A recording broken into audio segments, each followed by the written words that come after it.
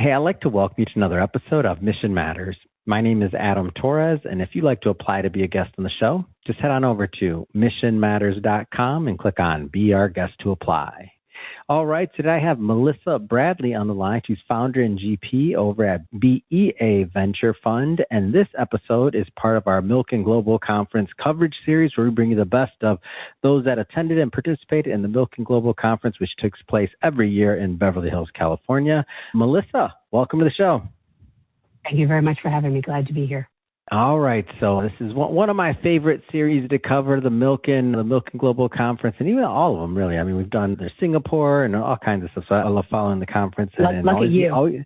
Always me interesting. It depends on the time zone and the travel, but always interesting. Lucky me to be able to talk to you today. That's the fun part, is connecting with everyone. So just to get us kicked off here, Melissa, Milken Conference, have you been in the past? Is this the first time? Give us some of the backstory, please. No, I've had the privilege to go to Milken several times. I'd say for the last 5 years, I've been there consecutively and probably took about a 3 or so year break. But I attend one because I'm in the finance field and it's a great place to see everybody from all over the world at one time. And then second, I have the privilege to be a member of Milken's Inclusive Capitalism Advisory Council. And so that is one of the places that we hold our annual meeting. I didn't know about that. I'm always learning something. Tell me a little bit more about this council and like how it works and the work behind it. Awesome. Sure. Yeah. So I was invited 4 years ago when it was the inaugural event under the leadership of Blair Smith. And the idea was to bring diverse voices, mostly by gender, but a little bit by ethnicity, and certainly more so by vintage and stage of investment vehicle, to come together and really think about how do we diversify portfolios and how do we expand the talent pool in the world of finance. And obviously this was born out of the Milken annual conference or global conference, but also out of their Future of Finance conferences. And so the council meets 4 times a year and participation is required, and one of them is in person. Various work streams. So one is providing policy recommendations and doing research on behalf of Milken. So we've done 2 research reports before, supporting the HBCU initiative, the Historically Black College University initiative that Michael started. And so really supporting and placing fellows in firms all across the country. And then the third is to think about how do we expand people's understanding of Milken and the opportunities to engage and show up. And then the fourth is to give an update on our work by hosting a panel of some sorts around lessons learned every single year. So it's been an amazing opportunity. It sounds amazing. Let's go back in time a bit here. Speaking of getting involved, how did you get into finance? What drew you to that? So when I was in undergrad at Georgetown, I knew that I wanted finance to be my major because 2 plus 2 is always 4. American history changes depending on who the narrator is, and I was just fascinated with facts and all recognizing growing up in a capitalist society, really wanting to understand what was it that allowed people to accelerate and what was it that unfortunately left people behind. So I was a finance major very early on and continued on into finance and did some investment banking and then started a fintech company and then have been a venture capitalist. The entrepreneurial side's in the blood too, yes? Did you think you go the entrepreneur route? Like you always knew you were going that route or what? I'm curious. I didn't know until I got to college. I ran several businesses while I was in college. So I had a bartending service where I would gather friends and we would outsource ourselves to do bartending. Stop. So you were super popular too, Melissa. Come on. Exactly. So you had power and money in college. Okay, go ahead. You had the poor. Now that you put it that way, yes, it sounds much more appealing than it did at the time. But we also had a dog walking business because I went to Georgetown. So, small town outside the university, people and their dogs walk. And then there was an older population of people who either they worked or they were just older. And so we also had a painting company. And I got that because I saw that we had an employer agency on campus, but it didn't have a diversity of jobs and oftentimes didn't meet the times that we needed as students, and certainly not my friends who had jobs on campus. And so I focused on what were the jobs that you could do on the weekends or in the evenings. And so that's kind of where it all started. That's amazing. I love this. That's so interesting. We would have been friends. I'd have been like, what are you, Melissa, what's going on? I'm like, yeah, this is so cool. All right, bringing it present day, let's get into BEA Venture Fund. So maybe start with telling us a little bit more about the fund and your thesis and what drives you. Yeah, so the BEA Venture Fund is focused on closing the wealth gap. We recognize that if you look at some of the data that Professor Raj Shetty has done out of Harvard, is that the extensive, I should say, wealth gap between the haves and have-nots has ultimate impacts on the economy. And I think that we have unfortunately looked at it as kind of a place-based issue or a race-based issue, but we recognize that as that gap continues to widen, it really kind of middles out or loses the middle class, which has real implications around the economic prosperity and growth of the United States. So that is our focus, looking at companies either in sustainable communities or clean tech, or around systems change, or around fintech or healthcare. How do we really look at infrastructure plays that help close the wealth gap in terms of access, in terms of wealth creation, in terms of job creation, in terms of capital distribution, or the like? Is this international? Is this worldwide? Is this domestic only? I'm just trying to get a little bit of a feel for those. Yeah, so it's domestic only. Okay. Our first fund was just over 30. We're getting ready to launch our second fund, which ideally will be at least 50, because we found so many amazing deals, diverse deals with a variety of founders, male, female, all ages, all ranges, shapes, and colors. But our sweet spot is C+ to Series B. And so we're looking to write checks as low as about $500,000, as high as about $3 million. And we have very active portfolio engagement. This is where my entrepreneur hat comes back. I still love creating and building things. And so it's fun to be able to identify companies that are ultimately solving real structural problems, but also growing and becoming very successful. Yeah. I don't want this to seem like an unfair question, because I know it changes, but like, where do you find you get the most value, or you're achieving the most alpha in this pursuit of these other, I don't know if I say the word constraints, but these other, factors? Yeah, no. So I think what we are finding our alpha is that we're finding deals that other people are not touching, so they are deeply underpriced, and we are moving. So it's inefficient almost, like some of these deals, because of that's so interesting. Go further into that, please.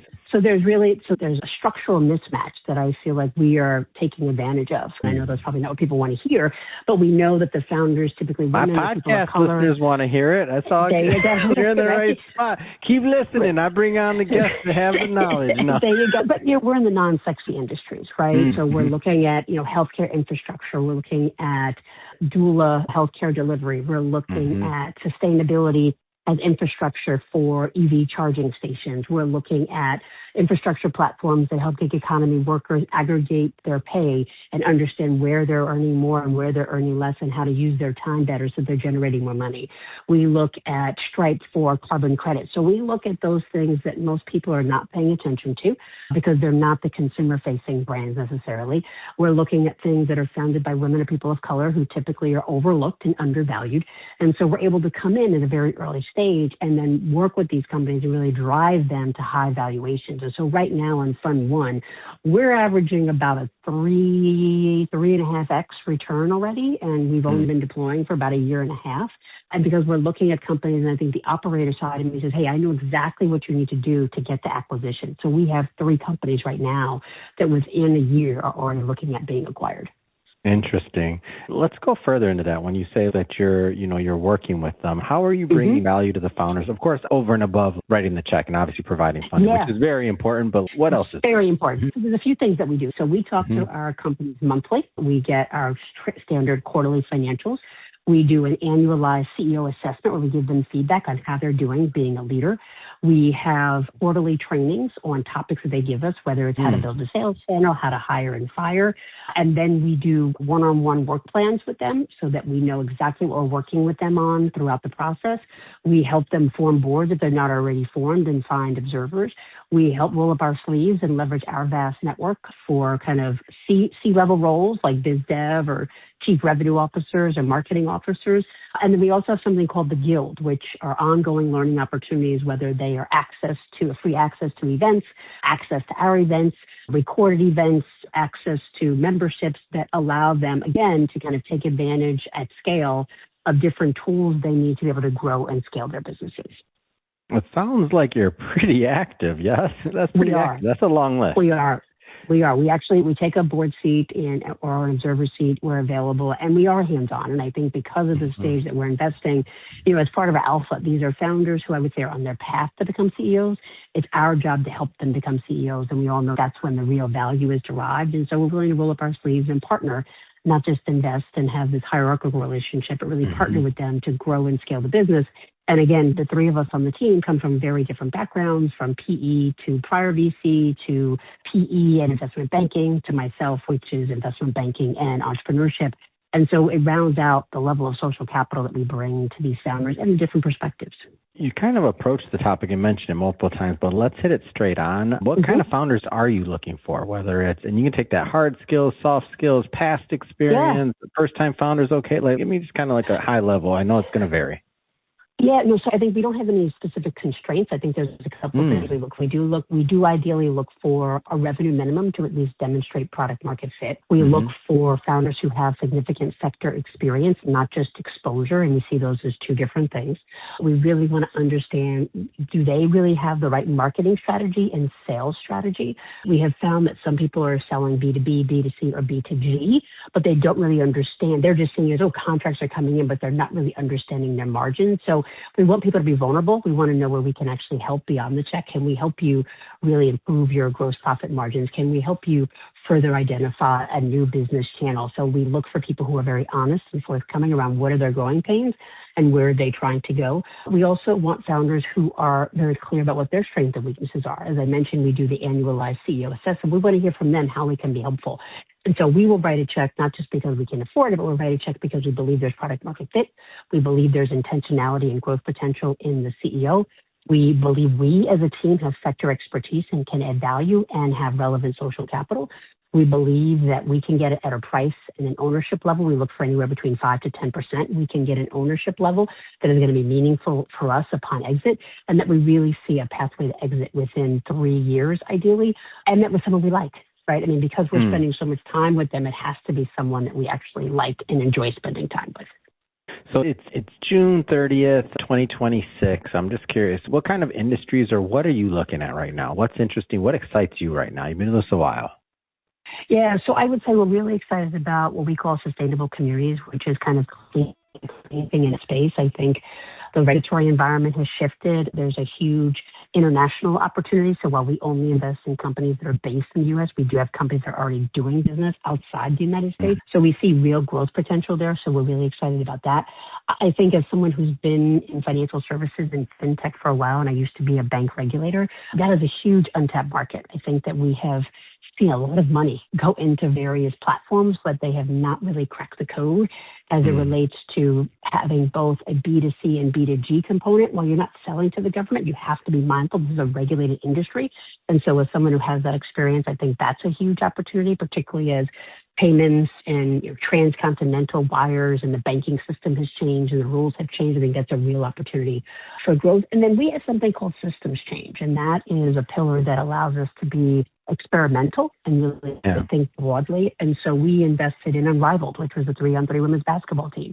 And we invested there because we understood that if they were successful, the pressure that they would put on the collective bargaining agreement of the WNBA and really fundamentally change the footprint of sports because they were allowing women to be co-owners and actually paying them more and really provide around services they weren't getting in more traditional professional leagues. And lo and behold, the WNBA now has the best and largest collective bargaining agreement ever. And I think if you were to ask anyone on the WNBA, they would say that was directly tied to the presence of their competitor or companion team that had demonstrated you can make money by still treating the players with respect, by meeting their needs, and by making them co-owners. So those are the kind of things that we look for and we're really excited about. Amazing.